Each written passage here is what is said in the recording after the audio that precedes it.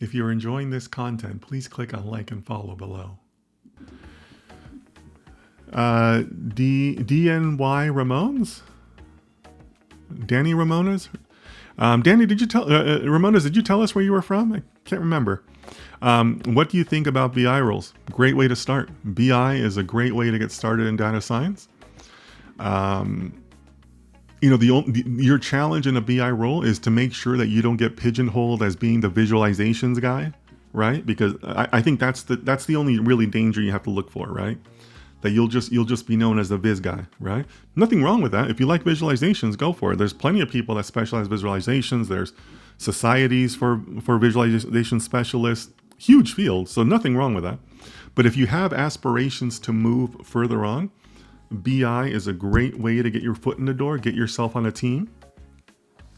But make sure you progress your studies. Make sure you progress the projects that you take on, the responsibilities you're willing to handle with the team and all that.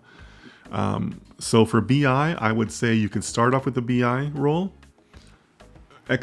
use more of your programming skills to build data pipelines. So that way you're like the data pipeline guy, because that'll get you working a little bit more with code, right? Because people don't always see the code behind BI, but they can see the code behind pipelines, right?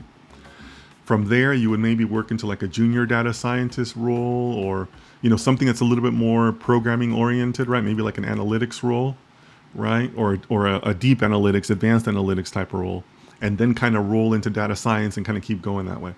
But as far as a career progression, Ramones, I think that's a great way to start. So if that's what your current interest is and that's what you're going for, I think you're on the right track. So keep going, my friend.